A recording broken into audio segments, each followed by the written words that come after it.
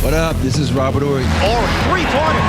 Buries it! You might know me as Big Shot Bob. To Horry for three. Oh, unbelievable. This guy is off the charts. What's going on, Big Shot Bob? Robert Horry from downtown.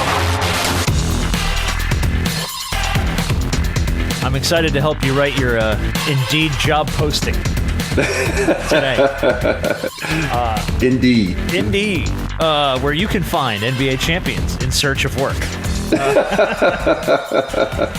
It's episode 259 of the Big Shot Bob podcast. We got a couple of sweeps. We got a Frenchman throwing elbows and an unemployed host. So, it's B-Dog Brandon Harper. I'm Rob Jenners. That, of course, is seven-time NBA champion Robert Horry, who's looking for work. Who's looking for work at the moment. Lakers season ends in less than glorious fashion last night. Swept by the Thunder. Thunder, by the way, 8-0 in the playoffs so far. So they are doing exactly what I think we all thought they were gonna do, and just running people over. And you know, we were talked about it early on. We even had Scoop B on trying to figure out if there was any way to avoid a sweep in this one, and there just wasn't. There just wasn't. I mean, they were just overpowered. It was the Thunder are too deep. Not enough weapons for LA. It just so many things just went sideways with this one. But that's how it ends. Were you working for this one or no? Yeah, I actually had to go to the studio and watch it. And the bad part about it was they was giving you so much hope, and then the Thunder be like, "Oh shit, you just scored? Well, let me go down and score two in a row. Oh, you scored? Let me go down and score 1-2." It was just. And it wasn't the fact that the Lakers played bad. It's just they got beat by a way better team. That's all it was. It's really the basic boiling point there. You don't have a lot of margin for error with OKC, and where the Lakers almost really had to play perfect all series long, and you can't expect that from them, especially when you have guys missing, and then you just getting Austin Reaves really back and getting him in the groove of things. I never gave the Lakers a shot. You know, there's a difference between somebody not believing in their team and then just realizing the reality of what comes along with your squad and who they're playing. Like the Thunder, it's a well-oiled machine, and they've been a well-oiled machine for a couple of seasons now, and they're in their groove. The Lakers they were the 4 seed, and were good. They were good to get to the 4 seed, and the matchups just didn't. You know, you get past the first round, but the matchup just didn't land in your favor getting OKC in the second round. So, I mean, it is what it is. Yeah, the Lakers have a bad habit of like, oh, we're going to win and get to this one. Like, in this case, you know, they need to win one more game, so they'd been in the 3 spot. But, you know, it didn't work out that way because Minnesota, the way they playing. I was going to say. You never know. You know, but Minnesota, dangerous. Yeah, so... You know, you think about Denver was a nemesis. Now you got this young team called OKC is a nemesis. Like, damn, we just can't find someone that's going to give us a break. Yeah. You never do in the postseason. You should know that. You played enough of these to know anybody that you're going to get everybody's best shot all the time, especially if you're the LA Lakers. I think I've only been on, I think when I was with the Rockets, you know, the team that just owned us was Seattle Supersonics. When I got to the Lakers, there's really no team that really owned us because we had Shaq and Kobe. Well, I was saying, you guys owned everybody in that stretch. There was that run. It was like 99 through 04 was just like unstoppable. You had that year where Portland was right there, and then all of a sudden they tried and they disbanded. And you had that one year where, you know, Sacramento they disbanded. Yeah. And then when I got to San Antonio, our nemesis was Dallas. You know, we just was hoping that, okay, they get beat, and we had to play them, and we lost. They went on, you know, lost in the championship to Dwayne Wade and Shaq. But you really, it's just weird how certain teams have their nemesis. And it seemed like the Lakers, these past couple of seasons, everybody has been a nemesis. Like, okay, Denver, okay, Minnesota, okay, OKC. So it's just been hard for them. No, OKC, everybody's. Nah. The Lakers have been OKC's footstool. They have literally, it's like the doormat that they just keep walking in and out, just wiping their feet on the Lakers. The Lakers have not beat them. I can't remember when is the last time they beat them? Well, let's find out.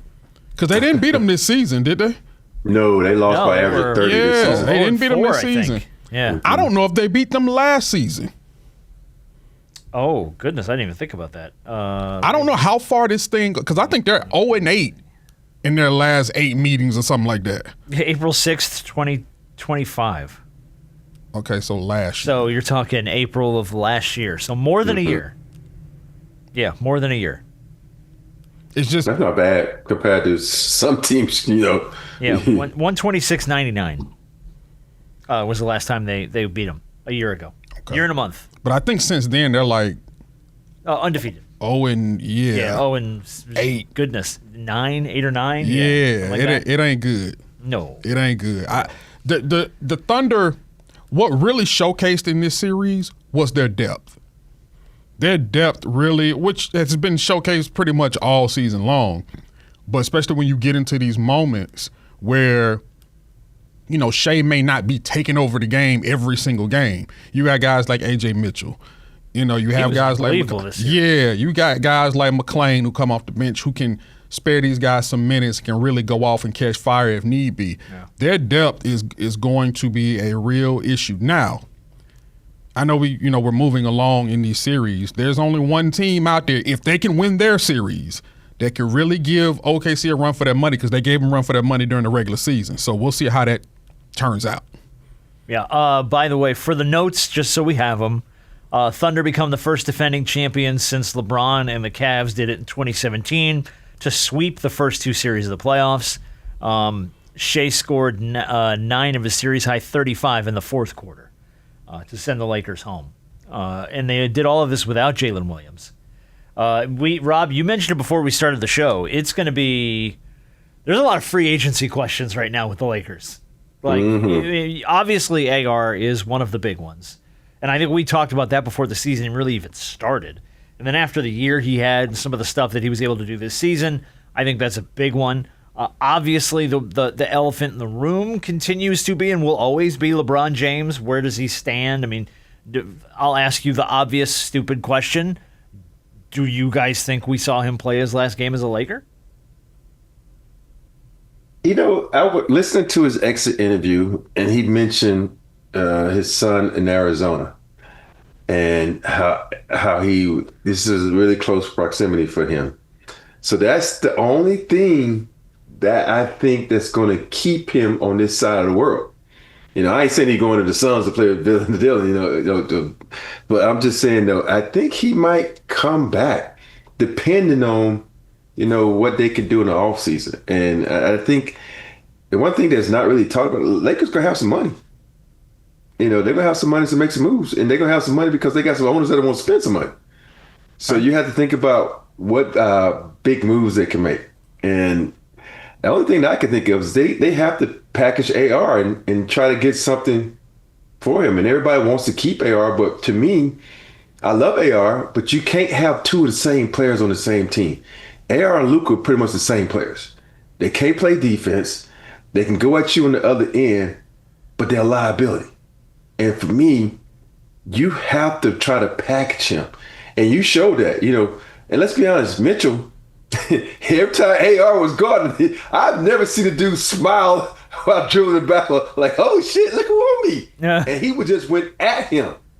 And so for me, that's one of the things you have to look at, because that's good during the season where he can score and do all this stuff that make you look good. But when the playoffs come around, you've got to play just a little bit of defense, and I think that's, if this is me, and it's just my opinion, and I've been wrong 4 or 5 times, but I think just 4 or 5. Yeah. That's what they have to do, man. I love AR, and it's good to have AR because you see when Luka get hurt, you have a replacement. But if you want to get further down, you're going to have to do some kind of drastic move. Look, so you don't give AR the $250? Hell no. Okay. That's too much money. Okay. I just want to ask. No, you can't give him that. You're giving. Think about it. Like, does he deserve it? Yes and no. He's put in the work to get it, but I just don't see him, being that max guy, because he's, this is what people always look, well, he gave us 30. Hell, he gave us 40. It's like, so he's a minus 10. And people don't look at, well, he gave us 30. No, they gave them 40 though. And that's what you have to look at. And when I say 30, that counts assists, whatever it may be, you know. Mm-hmm. And so I just think you got to have a balance to this. And you go around the league and you look at almost every team, you know, that's like in the left. Let's look at San Antonio. Let's look at San Antonio and OKC. You think about Shaquille O'Neal. Every team built their teams so they could say, okay, when we play Shaquille O'Neal or someone like that, we got to have an enforcer that can at least like try to, you know, waste 6 fouls, beat him up, try to slow him down. You look at OKC. Now your measuring stick is OKC and San Antonio. They got 3-4 guards that can just blow by you. So now you have to build your team to stop those guys because those guys ain't going nowhere because they're young and they're going to be together for a long time. You know, unless you find someone like a Shaq says, okay, we got a counter to that. We got this big dude in the middle. But then he's like, damn, they got 7-5 guys over there that can counteract your big guy in the middle. So what do? You get a guard that can slow them down because their bigs are so small that you can have someone maybe like 6'9", 6'10" that can like force them out where they can't be that dynamic around the rim. So that's my only point, man. You got to look at the teams ahead of you and figure out how to stop them. It's going to be hard to stop a team like OKC because when you look at how they were built and how they are built, they're built through draft capital. They're built through, you know, Sam Presti and them making the right decisions when it comes to drafting, picking guys that fit their scheme and their culture. And that's the thing. Not every organization understands what their culture is. That's the one thing that I think has to be identified first before you can build a team. What culture are you setting? What are you trying to create? And then you go from there. They never waver from who they are and guys that can fit what they already have established. And I think it's really hard to kind of, I'm not saying that it can't happen because I think San Antonio is creating their own culture and building a team around Wemby, and it's not just Wemby; it's the guards around. Culture. Yeah, where do you think Sam Presti came from? It's the same Absolutely. thing. Absolutely. It's the same thing. Yes. So it's not a coincidence seeing guys who are of some similarity, things going well because this is our culture and we're going to stick to it and we're going to add guys who want to be a part of this and who fit that. We're not going to deviate from it for the sake of trying to be somebody else. This is what we're going to do, and we're going to have everybody else acquiesce to who we're supposed to be. And that's the reason why these two teams that we're talking about right now, one of them is already on to the Western Conference Finals. One of them, if they do what they need to do, they'll be on the verge of being there as well. It's not by coincidence. You have to set a culture. If you don't know what your culture is, you're going to be all over the place just doing any and everything, and you're more than likely to fail. Culture and a little luck. That too. And a little luck. Yeah, a little luck. Yeah, You gotta have my favorite tweet of the week was somebody put, and I wish I could give him credit, but I can't because I don't remember who said it, but had look, building a team like OKC is easy. You just have to make smart draft moves and count on the Clippers making the worst trade in franchise history. That's all you got to do. And then you're in good shape. You know what I mean? Yeah. Then you can build a team around it. But yeah, to your point, a little bit of luck. A little bit of luck involved. Your Lakers free agents, by the way, going into this offseason. Obviously, we talked about LeBron unrestricted. We talked about AR. He's got his player option, $14.9 million. They already opted out that shit. Man, you're going to drop that in a heartbeat. like a sack of potatoes, gone. Rui, unrestricted. I would love to have Rui back. Jackson Hayes, unrestricted. He can go. DeAndre Ayton's got a player option. He can get the hell on. Did you see the chain? Did you see the video? Dude, I don't even know why he came out with that shit, man. I was like, come on, D. I've been supporting you all year, but damn. The damn jokes write themselves. I tell you. Marcus Smart's got a player option. And Kennard and Kleber are unrestricted free agents. I would like, and obviously everything is about money. When these guys hit the market, you know, obviously they're going to see what they can get. I would like to bring Rui back. Marcus Smart, I like his toughness defensively. And, you know, be honest, I wouldn't mind bringing Luke Kennard back.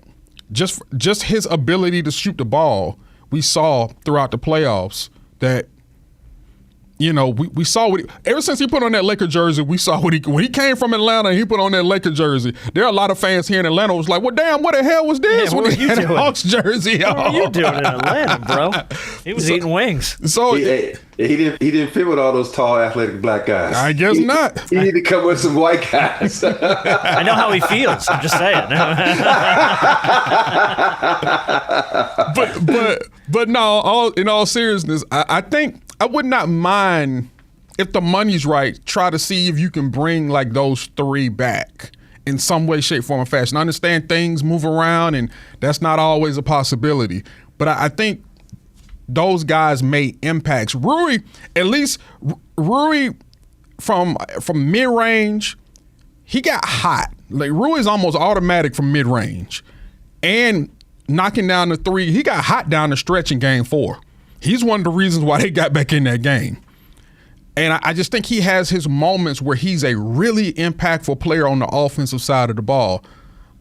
So I really like the way he's played ever since he got into a Laker jersey. So we'll see. But those three guys, I wouldn't mind seeing put back on a Laker jersey again.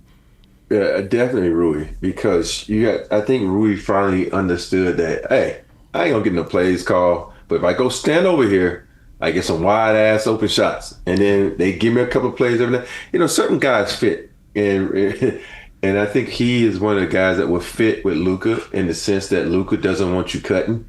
He wants you just to spot up and let me have the ability to, you know, Jackson Hayes. You got to bring him back just for the fact that he's the only guy that Luka won't throw lobs to, and that's what Luka loves. You got to have a lob threat, and those two guys are two guys that, you know, I know it's not, you know, you're making your main focus on, but those are some needs that you need because that's what Luka likes, and that's what makes Luka happy. I would love to have a guy, knowing that Luka really works well with lob threats and guys that roll to the basket, I would love to have a guy like Jared Allen in L.A. to pair with a guy like Luka. I understand this is like our Christmas. Laker fans always had a damn what Christmas the hell kind of scenario are you cooking up? No, here? what I'm saying is you just he just shipped LeBron and Bronny out for the Jared Allen. But my thing is this: look, here's the thing. I don't know if LeBron wants to be a Laker anymore. I think if he really wants the realistic opportunity to win again, you know, you got so many teams floating out there. But why not end? If you're not going to end it in LA, why not end it back home? Yeah. Hey. Jared Allen, by the way, is under contract through the 28-29 season. Yeah, he got a long lucrative contract. He just got broke off, so he ain't going nowhere. Well, maybe. LeBron's going to follow the great number 23. He's going to go to the Washington Wizards and play alongside his buddy AD. Oof. They got the number 1 pick of the draft. Yeah, we'll talk about that. Yeah. Well, we can go do it now if you want. We talk about that. No, we could go to. We still in the playoffs right now. Let's go to. We'll touch on the draft. We'll touch. Yeah, what's going on? What did you? I want to get both of your takes on it. What do you think of the elbow? Want me to go first, B-Hart? Go ahead. Go, man. I'm gonna go first. You know, I really, you know, there's a lot of people, they come up with this thing, well, who the person is, his history, that's all bullshit. Because let me just say this, an addict has to start somewhere, right? And you nip it in the bud. And my whole thing is with the whole thing, he should have been suspended for a game. He should have? Just one game. He should have. Okay. Because number one, he looked and he hit him in the head area. And everybody says, well, he was the first quarter, so it's like a whole game. No. It's different. Now you got to understand. Now, what if Ant-Man next game does the same thing? And now you're going to say, well, Ant-Man hasn't had this history of this stuff. And that's what I hate about guys is when they don't have the history of doing this. So everything starts somewhere. And if you cut it out in the beginning, it doesn't manifest to something else. And think about it. You think about my, you know, we going to stay with San Antonio. My body check of Steve Nash, I got suspended for 2 games. You think about the elbow that Ron Artest did with James Harden. He got suspended for 6 or 7 games. And so people's like, well, it's Wemby. He hasn't done it before. Hell, I hadn't done that before. And I got suspended for 2 games. And so it's not about what's with Wemby. It's about what you tell in the league. Mm-hmm. That if you're a superstar, you can get away with shit. Mm-hmm. And that is not fair. And I know it's, well, he's the face of the league. He's not the face of the league yet. He's going to be one day, but not yet. But you got to like say, okay, these are not appropriate things for and I guarantee you, if that was Naz, elbowing Wemby, Naz would be suspended for a game. And to me, it's about being fair. And it's not about, this or that. It's about what's right and what's wrong. And this is, to me, is one of the things that's right. You think about, it's the playoff. Draymond Green. Oh, he has a history? Big damn deal. You suspend him in the finals, and he's a key part of that team, and you did it. And so now, with all this going on, now Shay is going to get to a game where, we losing. All right, let me elbow someone in the face. Oh, hey, you did it to Wemby. And I don't have a history. And that's my whole thing. You just can't let something like this happen because it opens up the door for so many other things and so many other people complain. And it has, and I don't want Wemby to be suspended because I love basketball. You want to see all teams whole. But at the end of the day, right is right, wrong is wrong. No, you're right. I mean, you're absolutely right. Because you can't set that precedent and then move forward. Then when something else happens, sit up there and talk about, oh, well, we're going to suspend this person. Well, hold on, time out. You didn't do this here, you didn't do this there. It makes a slippery slope. Yeah. However, I want you to be the person that then made it a 2-2 series when he was ejected. In a 2-2 series, going back to San Antonio, I want you, Commissioner Robert Horry, to be the one that suspends Victor Wembanyama for Game 5 at home in San Antonio in a 2-2 series. Hey, they did it when I checked Steve Nash, Amari Stoudemire, and Boris Diaw stepped a foot on the floor, and they were suspended for not even doing anything. They stepped a foot on the floor going back to Phoenix. Malice, and they didn't because of malice. You are absolutely right. Yeah. Right is right. It don't matter where we're going. Think about this. This is why Wemby's not the MVP. Because these guys are so good without him sometimes. You think about that. They're so good without him. And so now they can go home and win without him. Okay. So that's my whole point. Look at they was up with it. How close was the game in the fourth quarter without him? Yeah, it was close. It was close. Yeah. Well, they were up at one point, right? Yeah, it's a. I think so. In Minnesota. Yeah. So that's my whole point. It doesn't matter where you at. You could be in fucking Iceland, Zimbabwe. It don't matter where you playing the game, man. It's just like if you do something wrong, you get punished for it. I'm not disagreeing with you. I'm not disagreeing with you on your stance at all, one bit. But we know that everything ain't fair because we've seen this before. We know. Yeah, when it comes to the NBA and when it comes to its money and when it comes to its viewership, they don't care about what's fair. They will try to circumvent things and come up with any possible excuse, especially when you may not say that Wemby's the face of the league right now, but Wemby is 7'6". It's different if he's a guard or somebody like that. That man is standing very, very tall. And to see, and you walk into that building and realize that this man, this 7'6" alien, who impacts a series so much. Yes, they're really good without him, but they're not winning the title without him. And they have title aspirations. And to realize, hey, this man is suspended for Game 5 in San Antonio. Oh, the league ain't having that. And let's be honest. I love Naz Reid. Can I be more specific, not to interrupt you? I don't even think the league's having it. I don't think Adam Silver's having it. Well, that's what I mean by league. I think he really cares. Adam really cares what people think about him. Yeah. Like, I've noticed that more and more often, and that he really, starting to give a shit. He does not want to take the PR hit to be that guy. Sorry, I didn't mean to interrupt you. Go ahead. But we're on the same page. Yeah. We agree that, Rob, you're right. Right is right and wrong is wrong. But we've seen the NBA, when they want to justify something that they're doing and try to make it right, they're going to do it. They're going to justify something they did wrong, they're going to do it. And we've seen it time and time again. And when it comes to Wemby, I'm not surprised they didn't suspend him. They're not going to suspend him in this pivotal series. They're just not going to do it. Naz Reid, if it was the other way around, Naz Reid is not as important to his team as Wemby is to his. And we all know that. That's what you say. That's what I know. No, this is what you say because you think about this. Importance to you for that team, yeah, but he's important to that team in that certain type of way. And so you can't say he's not as important. He's important to the success of that thing. You think that's the sixth man of the year. Okay. So that's very important to the success of Minnesota. Let me rephrase it. Yeah. So Let me rephrase it. I'm gonna put this on a macro scale.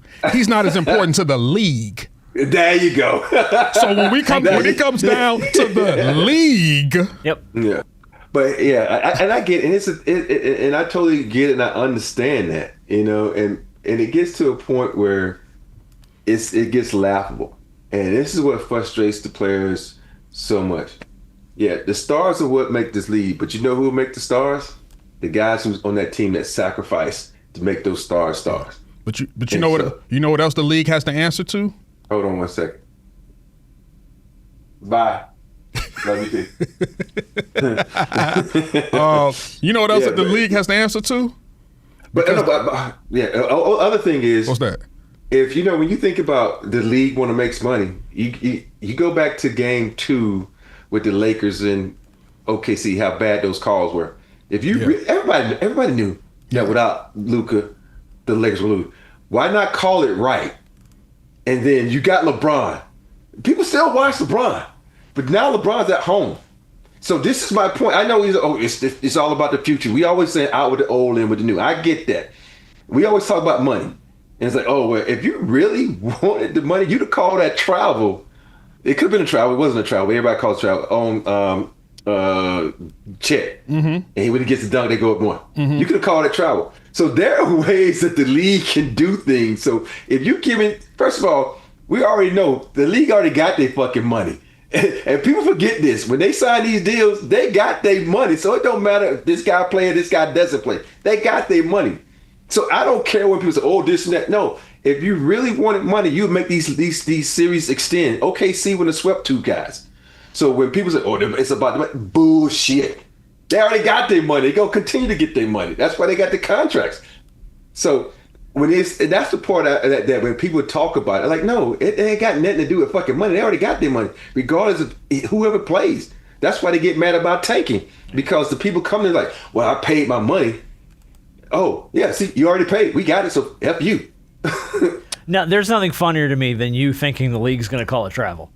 That's hysterical. I haven't seen a travel called in like 13 years. I know. I couldn't tell you the last time I saw them call a travel. Rob, it's about optics. The league cares about optics. You may say they already have their money and the ink on the contracts have already dried up, but it is about optics during the highest point of viewership. And when you don't see a 7'6" guy standing in the middle for the San Antonio Spurs back in San Antonio in a pivotal game 5, it is a optics sore to the league. I mean, good thing this didn't happen back in my era, because you remember when back in my day. Back in my day. No, I'm just saying though, like if you were a true teammate, you remember that game 5 where we didn't give a fuck we won or lost. We just punished Danny Ainge. Yeah. Every time he came off a screen. So and this is why I said they should suspend it, because now you built this animosity up with the Minnesota Timberwolves. Like, oh, you're not gonna suspend this dude for doing that shit? Mm-hmm. Now it can carry over to game 5. That's the one thing I was waiting to talk about. Yeah. And that's what they don't look at, because now, you're going to let him. Oh, we don't know who Naz Reid's best buddy is on the team. Right. Now when Wemby come up on the screen, bow, take that with you. Come up another. We already told him, they beat him up. If the motherfucker was so light in the ass, he would fall every time someone hit him. Hey, guess what? So now he's really, that's how many times he fall tonight. You want to? I'm going to tell you this right now, and I'm not saying this is right at all. Not at all one bit. You're going to see how unfair some things are. You take a shot at Wemby and hit that ground. You're going to see how unfair things really are. They lost their enforcer. He gone. He up in New York now, so they got no enforcers over there. What are you talking about? What's the crazy dude to think he was Dennis Rodman? You got Sohan. Yeah, he gone. Yeah. No, but I'm talking about by the league. You're going to see how unfair. They can't do anything because they already set the bar. They already said it. Think about it. Elbowed in the net. A little bit lower, he hit here. He's talking like Mitch Kupchak. Now. Think about it. Think about it now. You're right. Okay. So now you set the bar where you can just elbow a motherfucker in the head and he didn't get fined. Well, first of all, can't nobody reach that high. He didn't get. Think about what's his name. LaMelo. No. LaMelo Ball got fined for grabbing the guy sweeping his down in ankles. Miami. Yeah, bam. Yeah. And at least find the dude. He didn't do that. They definitely could have. They could have fined him. I will give you that. They could have 100%. fined him. That's an easy. Yeah. Easily could've find him and save face and say, look, we punished him. You know. Yeah, at least find. They don't, and that's my whole point. They didn't even do that. Yeah, that's short-sightedness. I get the suspension. I really do, and I get it from all the perspectives you guys talked about. But a fine isn't easy. There's an old saying. $25K. There's a saying, and I think it applies here. Favor ain't fair. That's true. And Wemby got a lot of favor. He does. Hey, it's that old saying, good to be the king. Oh, yeah. Even if you're not the king yet. Mel Brooks with the pistol. He's about to be. So they setting the president now. Yeah, it's good to be the prince. Yeah. Soon to But be you the know king. what? When as soon as it happened, I said, "Oh, they learn." What do you mean they learn? Remember when they threw Tim out of a game because he was running and didn't look and bumped into the ref? Yeah. And the ref said he did it on purpose, so they suspended Tim for a game. Yeah. And from that moment on, Tim says, "Fuck y'all! I'm never doing another thing for y'all." So the NBA right now, like, nope, we can't punish the king because he might not afford love us anymore. Can't afford it. We already see what happened with Tim Duncan. Here was the only thing about the Wembanyama suspension that really bothered, not suspension, but the ejection that bothered me, was what does that mean? Yeah, he was that saying the bitch. He said, "That mean I'm ejected?" What does that mean? What's that And mean? Harrison Barnes is like, it means you're out of the game. It was almost like, and I'm not saying this to take a shot at Wembanyama because I think he's amazing. It was almost a little bit of entitlement. Like, they threw me out of a game? They don't throw me out of a game. I'm the guy. You can't throw me out. Like, it was kind of, it came off that way. And I'm sure that's not how it was intended. But you full well, even playing basketball your whole life, you full well know what it means to get ejected from a game. You don't have to turn to your teammates and go, what does that mean? It's like he didn't know what a double tech was. Right. Yeah. Like, what does that mean? It means I'm out? Oh, okay. I guess I'm out. Hey, you've been in a few games where that's happened while you looked up like, you're like, bye-bye. Yeah, exactly right. I'm sure you've waved people off the court before. One of them might have been Draymond Green. There's a whole sigh of relief that went over the city of San Antonio when they realized that they were not suspending Victor for Game 5. I'm sure of it. Yeah, I mean, look, if Robert Horry wasn't hated enough in San Antonio, Commissioner Robert Horry would have suspended would have his suspended ass, him. Matter of fact, you're suspended the rest of the series. I'd be like, nah, you get a game and $50,000 too on top of that. Yeah. That's probably fair for the way it went down. At least All right. a $50,000 fine, you know. The fine, I think, is easy. And I'm very surprised I didn't at least do that. Yeah. To your point, the Spurs did lead that game by 8 with 9 minutes left. Without Wemby in there. Yeah. And then Anthony Edwards just... Look, Rob is right. We've seen it time and time again. They are a heck of a team without him, and they play well without him. And, kudos to the way that they're built. That goes back to when we were talking about how a team is built and the guys that you have around him. So shout out to San Antonio for building a team around him, even in his absence, knowing, still how to play. I love the fact that these two teams are getting so damn good and they mirror images of each other. It's going to be great for the league, man. I agree. For years to come. If they can keep them together, we already see that OKC is going to be like $125 million over the cap, so they ain't going to be able to keep nobody. Look, they robbed us. They robbed us of, and I love Ant-Man. Don't get me wrong, Atlanta native, that's my dog. But they robbed us of having a Spurs and Nuggets matchup. We ain't getting that. Don't rob us of not having the Spurs OKC matchup. I know, right? I got news for you. Anthony Edwards starting to hit a stride right now. He is. He looks healthy. He looks explosive. My dog playing. He is playing like the Ant-Man we've been looking for most of the season. He said he don't care nothing about none of that. I'm here to spoil it all. Oh yeah, I'm gonna ruin everybody's parade. Yeah, I'm gonna ruin everybody's parade. We'll find out tonight. We'll find out. No, they're not playing. Are they playing tonight? Yeah, they are playing tonight. tonight. Okay, Game so they got 5 tonight. tonight. Yeah, Game 5 tonight. All right, let's swing over to the East because we did have another sweep. Knicks took care of the Sixers in 4. I don't think that was really that much of a surprise. I thought they might get one. Maybe. Maybe. But the Sixers took Boston to the ropes, and we all said, I don't know if they've got enough left to take down the Knicks. They won by 30 points on Sunday. 25 three-pointers made the most in NBA playoff history. They did it without OG. It was just, dude, it's been everybody. McBride, 25 points, 7 for 9 from 3 in that game. Brunson at 22. Cat, 17 and 10 assists. The bench scored 51 points in that game. Joel Embiid shot 8 for 8 from the field with 24 points, and they lost by 30. Hey, when I turned it, I'm like, I thought they were in Philly. I looked at the floor like, they're in Philly. What the? It was all That place Knicks was all fans Knicks there. fans, dude. I'm like, what the hell, man? That place was all Knicks. Every news report that was a Philly station out on the streets trying to like report about the Sixers getting eliminated, just Knicks fans swarming the live shots and screaming. And Philly is a prideful town. They don't play. No. And to see the New Yorkers in that city, I'm thank God we haven't heard anything, but I'm surprised there weren't more fights to break out, because when you talk about New Yorkers and then Philly fans getting together, both of them being pretty prideful, that usually leads to fights. So here's the difference, though, and I think this is why you didn't see a lot of that. Philly fans, from all of the post-game stuff I saw, were pretty disgusted with the Sixers' performance in this series. I don't think they were proud enough to fight anybody over that. You know what I mean? Like, if you lose in 6 or 7 and it's a fist fight and you're close, like, they were barely in any of these games. Realistically, they really weren't. I mean, even the games that were close, New York just put it away when it mattered the most. Hey. Like, they didn't. Every Sixers fan I saw on the news was like, fire Nick Nurse, we got to get better, blow it all up, we're in the process again, this sucks. Like, that was everybody's thing. So we don't know who's going to be here, we don't know if Embiid's going to be here, we have no clue what's happening. They just, look, as much as it makes me feel better about the Hawks series, because the Hawks at least shook some stuff up a little bit. For a little bit. Yeah, you had New Yorkers sitting up there about to jump into Hudson. Yeah, they were sweating for a hot Yeah, second. they were about to go out in the streets. We had New York media shaking as they were transitioning from New York to coming to Atlanta for a little bit. So everything that I'm seeing, I got to tip my hat to Atlanta, because it makes me feel a little better now that we got 2 games on a team like this. Yeah, who's just rolling right now. So they're waiting in the Eastern Conference Finals for the winner of Pistons-Cavs, who after last night are locked up at 2. Mm-hmm.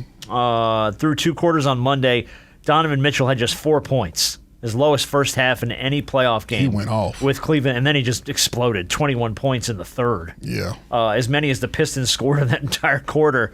And it was part of a 22-0 start to the second half for Cleveland, and then Cleveland just ran away. Yeah.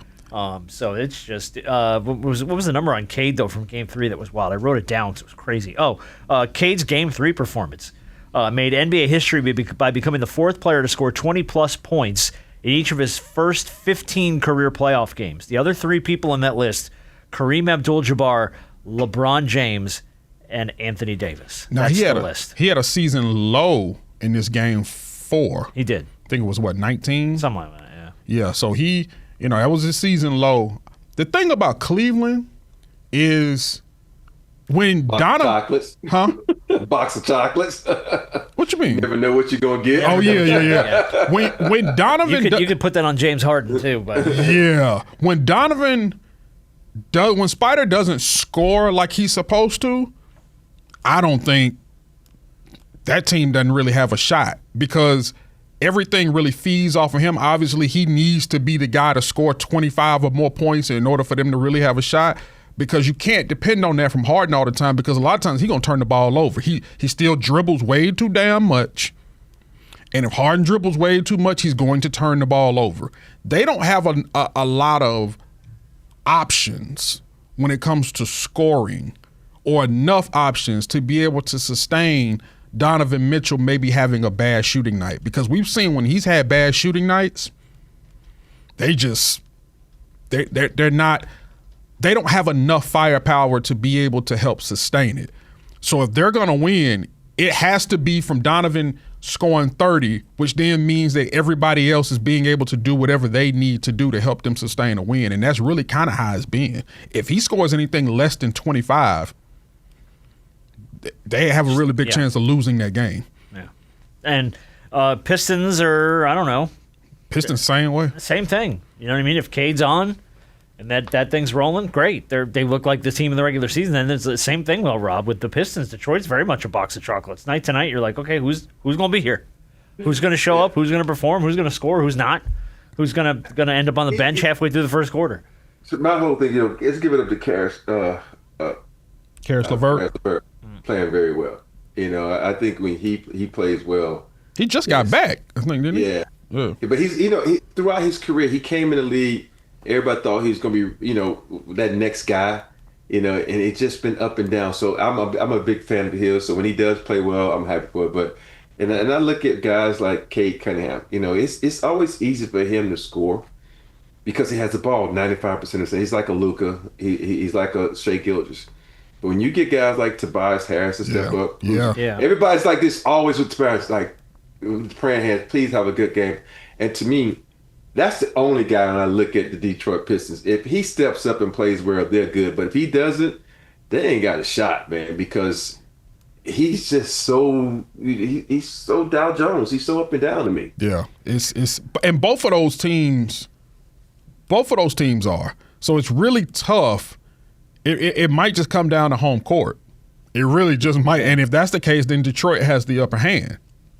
It's just the problem I have with this whole thing is not a problem, but the thing that sticks out to me about this whole thing is with two teams that are just completely uncertain all the time, who's going to have what it takes to get after the Knicks when this one is done? Because if you're going to have any shot against New York, you have to have some level of consistency. It's something the Knicks have had throughout this postseason. And it's something that neither of these teams can't find with both hands in a flashlight right now. I mean, they both in the first round series, both of them struggled up and down all over the place. Detroit had to claw back into it, and then this one, we just talked about it. It's the two teams. If you don't know what the hell you're going to get from either one of them any given night, and it could be. I mean, you could have a night where both of them are so poor offensively that we're just like that was garbage, and then you could have a night where they both score 130. And you're like, what the hell is going on? Like, it's just, and you just don't know. You just don't know.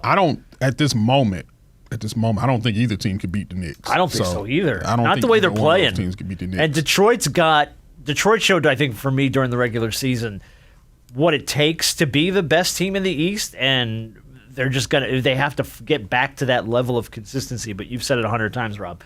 It doesn't matter what you look like in the regular season. Regular season don't mean a damn thing when the lights are bright. So. But what's really weird is, and there's certain arenas and certain teams, and I know it's a playoff, but I don't know why it just makes you kick it up a notch. And you think about playing the Knicks in Madison Square Garden. It's like playing in LA. You got all the stars sitting there talking shit. It's extra added. So I'm still not a Knick believer yet. I'm still going to wait because I hate to say this. I sometimes look at that coaching staff and be like, You've been down on him since he started, and yet he's sitting in the Eastern Conference Finals with his feet up right now. So hey, he took LeBron to the finals too in 2007. So what's your point? I could have took LeBron to the finals. What are you talking about? My point exactly. So all right. I'm just saying though, I love seeing Spike Lee. And, Ben Stiller out there and Timothée Chalamet and his Jenner girlfriend and all that. Yeah, no, they're out there. They're all out there.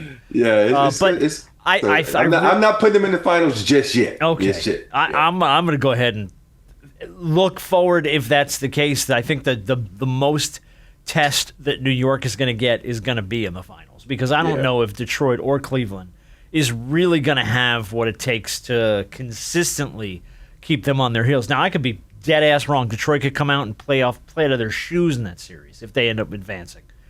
Cleveland, Donovan Mitchell could have like 5 games where he's just a lunatic. Who knows? Like he had last night. Right. So it's like, who knows? Or a couple nights before. It's like, who knows what you're going to get? But we'll figure it out. All right, you brought up the draft lottery. Washington won the draft lottery. John Wall was up there on the stage. That was pretty cool. See John Wall go up there and accept the first pick. He was the last time the Washington Wizards got the first pick in 2010. The Wizards were 17-65 this season. Garbage. But they have Trae Young. They have Anthony Davis, and now they have the number 1 pick. BYU forward AJ Dybantsa, however you say his name, looks like he's going to be your top pick according to everybody. But you've got Darren Peterson, Boozer, Caleb Wilson in there, so a lot of options. But it looks like the BYU kid's going to be the one that everybody says they're going to take. Draft is June 23rd and 24th in Brooklyn. Mm-hmm. Your top 10 as it shakes out is picks in this order: the Wizards at 1, the Jazz at 2, the Grizzlies at 3, the Bulls at 4, the Clippers via the Pacers at 5, the Nets at 6, the Kings at 7, the Hawks get an 8 pick via the Pelicans, the Mavs at 9, and the Bucks at 10. So that's your top 10 in order picking in the draft. Hey, I hate to how funny was T.J. McConnell when he was sitting there like, they didn't get no lottery pick? It was so funny to me. Just looking confused. Like, what the fuck, man? And my bad luck? What the hell's going on? Man, that was the funniest shit ever, man. I hate to say it, but yeah, it was funny to me. Yeah, but I'm excited to see what he's watching. Where's this going to do, I was going to man. say, so, I mean, you had a number one pick to Trey on the assumption, be it a bold one, that Anthony Davis is healthy. Uh-huh. What do you think of that team, maybe? That's a good lineup. I mean, on paper? We'll see if AD is still there. Yeah. Yeah, I guess that's true. No. We'll see if AD touches the court. Well, there's that. He's going to be there. He just got to go to court. All one and the same. If he ain't on the floor, he ain't there. Street clothes. Really? Street clothes. They said what somebody had made a tweet talking about if a team lands Anthony Davis, they'll get the number one pick. And that's been like that the last couple times, yeah, because it happened with the Mavs, with the move. It happened previously too. Yep. Yeah, so it's happened a couple times. You're going to get some. This was the last lottery under the current format. NBA is voting May 28th on a new system that punishes the three worst record teams and flattens the odds across the rest. So that's going to kind of shoot down tanking as it stands. So we'll see how the draft looks going forward. A few other notes before we get to Big Shot, and we're going to play this week's game. This week's game is about all-time playoff runs because OKC is definitely on one. Mm-hmm. Rob was part of a team that was an all-time playoff run. 15-1. Yeah, all-time. So we're gonna do a little bit of high-low on how many wins in a row in the playoffs on some teams. We'll see how you guys do on that. It'll be fun. A couple things we didn't talk about this last week, but it came down this week that Jaylen Brown caught a $50,000 fine after calling out the refs in the league for having an agenda, for getting on Twitch and calling out Embiid for flopping, which I have some of the Twitch stuff. It's only 13 seconds, but I'll play it for you. Flopping has ruined our game. Joel Embiid is a great player, one of the best bigs in basketball history. Flops. He know it. This ain't breaking news. It ain't breaking news. It's not, but he's It's so true. He called him out for it though, and the league fined him $50K. Donovan even said it this week. It was in a postgame. Mitchell was like, "I got a friend of mine who calls out the league for flopping." Well, yeah, there you go. He was referencing Jaylen Brown in that. So yeah, you catch a $50K fine. You can elbow somebody in the throat and be fine. But don't you get on Twitch. Don't you get on Twitch and call Joel Embiid a flopper. That's going to cost you $50K. And then after I'm sorry, go ahead. I know. I was just thinking about last week with Mitchell. The other Mitchell is saying, if you ever the little rabbit or whatever it was. Oh, yeah. That was McDaniel, wasn't it? Yeah. Yeah. No, he was. Yeah, for the Hawks. Yeah. Mm-hmm. So we report on the show. Steve Kerr's gone, and turns out Steve Kerr's not gone. That's crazy. Yeah, they're bringing him back. It looks like. Despite a rough season, rough patch, Steve Kerr and the Warriors look like they're reportedly close to a 2-year extension. Surprised by this move? I don't really think so. I was kind of surprised they were going to move away from him. That just means that Steve Kerr came in with some demands. I'm coming back, but you got to get rid of Draymond Green. Yeah.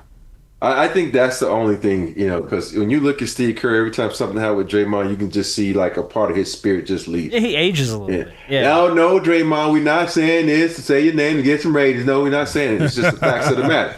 Okay. And so everybody, let's get Robert Horry the attention that he deserves. No, but the facts are the fact. And I think also, it was sometimes when something happens so fast, them being outed and he has to take a step back and see what's happening. It's going to be really interesting to see what that team does. It's going to be an interesting team next year. Yeah, it's going to be very interesting. Very interesting because they got a lot of stuff to figure out. Mm-hmm. They got a lot to figure out, and you're starting to get to the end of Steph's career, and there's a lot of stuff going on. But look, you brought up Draymond, so I want to bring it. I want to play it for you because I was like, it threw me a little bit. Him and Chuck. And the shot he took at Chuck on Inside the NBA, I don't know, man. They were talking about the Warriors, and he kind of fires back here. Nobody wins when they're 37-38. But you said what you said. I didn't want to hear if he believes what you're talking. Yeah, I mean, I think the goal is just to not look like you in the Houston Rockets uniform. Yeah. Is ultimately the goal for us. Like, we don't want to. What does that look like? Did you see it? I'm just asking. I saw it. So he said, when you're getting old in the league, you just don't want to look like Chuck in a Houston Rockets uniform. The problem with that dig is It doesn't hold up. Chuck wasn't that. I mean, maybe outside of the last 1 or 2 years, but he wasn't that bad in a Rockets uniform. If you look at his numbers, he was not that bad. And I do agree with people when they said this. Look, I'll say this, and I give it back to Rob. Go ahead, because I want to get Rob's take, but I also have some numbers for you on this. So go ahead. I'm all for rings and everything like that, but a lot of this ring culture was evident in that conversation. Because I'm going to be honest with you, yes, Draymond has 4, but Draymond has never led a team like Charles led a team. He's never been the superstar that Charles was. Charles is in the Hall of Fame. Draymond may be there one day, but even when it comes to the hierarchy of the Hall of Fame, nobody's putting Draymond on the same level as they putting Chuck. They're not. And I think the ring culture, he thinks because he's sitting in that seat where Shaq sat that he can do what Shaq has done. No, that's Shaquille O'Neal. Yeah. That's the most dominant big man in NBA history. Just because you sit in that seat, that don't mean you get to attack Charles. You're a level lower than Charles. Sorry. And if you that's all due respect. And if you want to be an asshole, get up there and say, when we get old in our career, we don't want to look like Shaquille O'Neal in a Celtics jersey, okay? That's probably a fair That's dig. more of a better assessment. I don't want to look like Shaq in a Cavs jersey. In a Cavs jersey, you know what I mean? yeah. Like, that's fair. Before we get your take on this, Rob, Charles Barkley in his 4 seasons with the Houston Rockets, 16.5 points per game, 12.2 rebounds per game, 3.9 assists. Draymond Green's last 4 seasons, 8.6 points, 6.5 rebounds, 6 assists. They didn't call him triple single for no reason. No, and there you go. So it's like, you're taking shots at a guy that basically doubled the performance that you did. And I like Draymond, but I think he overstepped his bounds. It was funny, but he overstepped his boundaries a little bit. He did a little. Yeah, he did. Yeah, he was getting ready for his roasting special. Oh yeah, we'll talk about the roast on Shoot Around Friday. Yeah. I got audio of a lot of people tearing down Draymond. It's pretty damn funny. I think for me, when you look at that situation, and everybody always like shits on Chuck for not winning the championship, and there was just a bunch of guys that were better than him at the time. A bunch of guys had better teams. But I will say this. All right, let's take Chuck and put him in this era in the platform that Draymond Green had. Chuck would be on a whole nother fucking level. Let's be honest. Because the shit he says, and think about his Instagram. Think about when he threw that motherfucker out a window. You think about how, just shit like that just took him to a whole nother level. And because these guys now had these platforms, it puts them on a level higher than they maybe should be, or whatever it may be. Just think about Chuck, how great he was as a player. Mm-hmm. How when he just had the covers of like Sports Illustrated, like round mound of rebounds. He's an MVP. Eating pizza with Chuck Person, the rifleman. It's like all these things that think about how much pub he got then. Just think about what he would have had if he had the platforms that these guys have now. So on that alone, it's just certain guys, and I get it. Everybody shits on Chuck about his weight. They shits on him about not having the championship. But I just think sometimes, it's one of those situations where you be like, pause. I'm not going to go there. So it's just, and I understand, every athlete, not every, a lot of athletes, as soon as they retire, they say, fuck it. I'm not going to stay in shape. If I gain weight, so be it. It's different if that was Steph Curry sitting in that seat. It's different, maybe even if it was Klay Thompson sitting in that seat, even though, you have that debate about who you feel is on the hierarchy or whatever. And I respect Draymond. Draymond has been very vocal. He has a hell of a platform. He has a hell of a future in this media thing. Really, more of his present than it does in his future. So it's no disrespect. But I do think he sat in that seat where Shaq sits, and I guess he felt the spirit of Shaq and said, well, let me just go ahead and get at you the way Shaq get at you. But you got to realize, dog, there are people who are tired of Shaq doing it. But people have a better understanding of Shaq doing it because that's Shaq. There are not a lot also, Shaq and Charles are very good Very friends. Close. Like, they are very good personal They're damn near brothers without being blood. Yes. So it's different. I mean, brothers are going to say the worst shit about you ever because it's your brother, and they can get away with it. Yeah. And then my brother would say some shit about me. I would slap the shit out of him. Right, exactly but right. That's the point. But you would accept it because you'd be like, well, it's my brother. He's allowed to do that. I'm only kid, Ken. I'm only kid. Some outsider comes in and says some shit. All of a sudden, no. You know, everybody gets defensive. You know, it's part of the same NBA fraternity, and I get it. It's only so many guys that have been there, but I just think you're he got a little big for his britches. Yeah, and then I think he forgot that may not have been Charles in Phoenix or Charles in Philadelphia, but that Charles was not that bad when you average a double-double that late in your career. Yeah. I don't know. All right, we'll talk a little bit about Draymond when we hit the shoot-around on Friday because I got to play you the roast audio. It's just amazing from the Kevin Hart roast. But I do want to give out Big Shot of the Week to a gentleman named Peter Manfield, 73 years old, of Devon, England. And here's why. This isn't like an inspiring story as much as it is I saw this and was like, I can relate to this guy. He took out a loan against his house to buy a local pub called the Dog and Donkey. Now, I don't necessarily love the name of the pub, but it has about a century of history. It's the local pub in his neighborhood where people would meet after World War II. It's seen generations of people over the years, and he's a music teacher and a musician, and he didn't have the funds to purchase the property outright. So he remortgaged his house and invested in restoring it so that the neighborhood could still have their local pub. And sure enough, he hired a guy to run it. He said it's just a lovely old building. It was unacceptable to let it go without a fight. So I give this guy Big Shot of the Week for remortgaging his house to save a bar. Because I could understand that. Like, there's places that people are attached to, and especially if it's like a neighborhood place and they're just going to shut it down. Because I think we've all seen stuff from our youth get closed where we're like, God, man, like, why did that have to happen? And this guy wasn't going to let it happen. Remortgaged his house to save his local bar. Salute to him. So he gets the Big Shot of the Week. Does he get to drink free? I would hope so. If you remortgage your house to save the bar, drinks are on the house. You're going to need the liquor. You got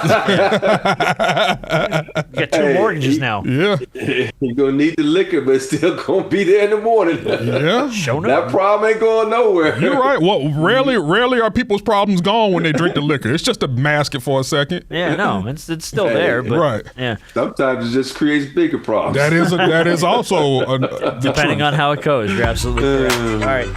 All right. This week's game is going to be. This week's game is going to be about all-time playoff runs, highs and lows. We talked about OKC. We talked about Rob's 2001 Lakers, and I'm giving them your 2001 Lakers. Forget Shaq and Kobe. This was Robert Horry's team. That's right. It was my show, my team. 12 straight wins before losing in Game 1 of the Finals. So I'm going to give you some all-time playoff runs.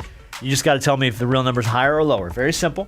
We're going to start with the 2017 Golden State Warriors. Since we were talking about Draymond Green a minute ago, Steph Curry, Kevin Durant, Klay Thompson, Draymond went 67-15 in the regular season that year. Steamrolled through the playoffs. Did they win more or less than 14 straight games in a row in the playoffs? It's your show, big fella. 14 straight games in the postseason. Was the real number higher or lower, more or less? Rob's thinking. He's lower. Thinking of he's sleeping. going lower. Yeah. Lower. Thought he was thinking or frozen, one of the two. Nah, he wasn't frozen. I thought he went to sleep. Totally off. I was counting. Okay. All right, so he says lower. Harp. You said 14 straight? 14. I'm going to say lower. Everybody's going to go lower.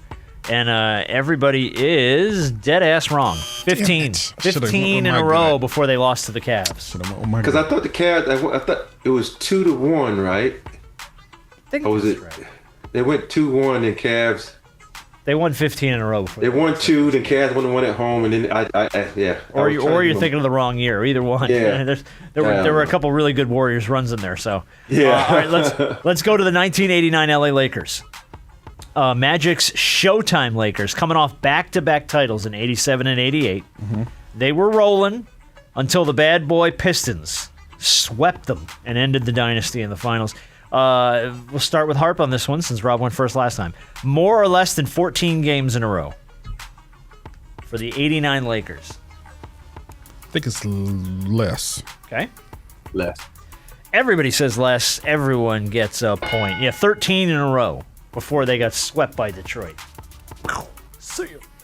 Either because that was 5-4-4. Yeah, I think that's right. I mean, something like that. Yeah, that's right. All right. The 2012 San Antonio Spurs, led by Tim Duncan, Tony Parker, Manu Ginobili, on a rip until they ran into a very young OKC squad with Durant, Harden, and Westbrook, who sent them home in the semifinals. Robert Horry, did the 2012 San Antonio Spurs win more or less than 12 games in a row? Less. Okay, Rob says less. Yeah, less. All right, everybody's going to go less.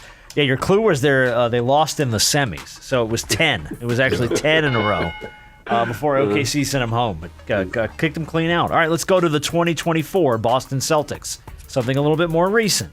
Jason Tatum, Jaylen Brown, the 64-18 juggernaut, straight into the playoffs before Dallas blew them out in Game 3. Minor speed bump on the way to banner number 18 for the Celtics. Did they win more or less than 9 in a row that year in the postseason? I know that one. No, this is Harp. Go ahead. You get to go first. I think it's more. Harp's going to say more than 9. Rob, you going more as well? More. All right, everybody's going to go more. Just a touch over it, 10 straight before they made it to the NBA Finals. Good job. All right, what about the 2016? Got a few more of these. The 2016 Cleveland Cavaliers. LeBron and Kyrie's Cavs, 57-25, reeled off a bunch of wins before stumbling in Toronto. And then, of course, we know they came back that year. That was the 3-1 comeback in the finals.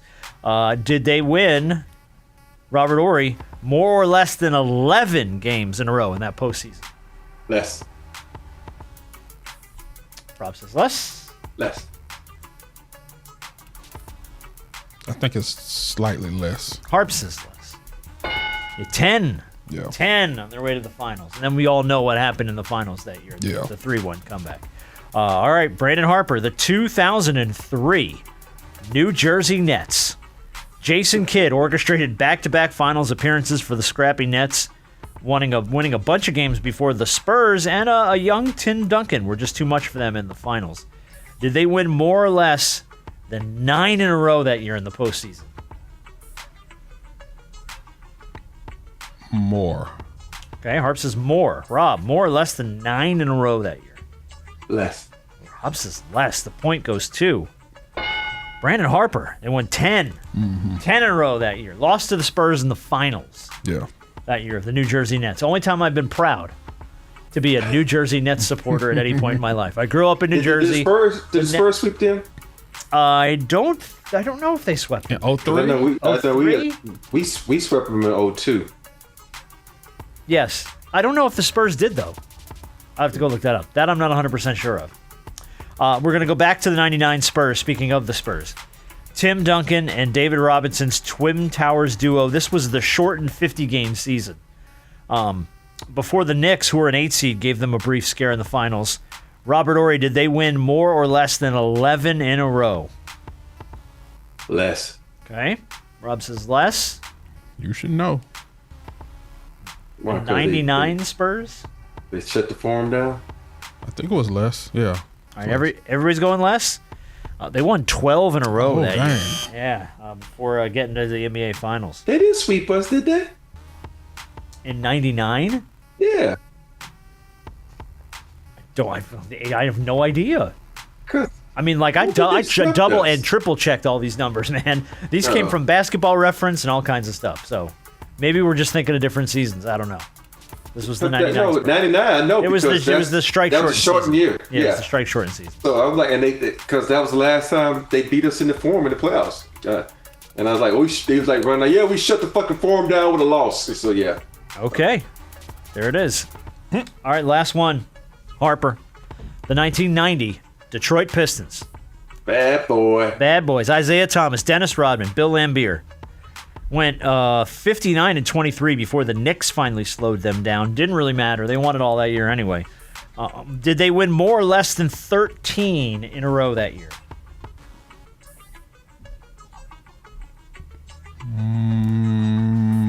More. Harp goes more. Rob goes more. They won 12. So no, neither of you are going to get out. They won 12 in a row that year. I thought, Yeah, 12 in a row. Because they was like, well, they lost one game in the playoffs that year. Now I'm looking up the 99 Lakers Spurs series. Because now you got me all up in my... I'm going to get fact-checked by like 8,500 people. You will. No, I'm asking. I didn't know if they swept us or not. I know we got swept by Utah, but I don't think they swept us. Yeah, they sure did. They swept us? They sure did. Damn. Yeah, and then I'm sure Twitter will come back and fact check me again for the 900th time on every game I get fact checked. So, they show enough. But we'll see. I mean, look, we got a lot of playoffs still to play, and I know it's we got to finish out these couple series. We got conference finals, so it should definitely be interesting to see how if OKC can keep that run going. Because, damn, they look like they're a powerhouse right now. They do. They sure do. Take your ass in the house. All right, that's a way.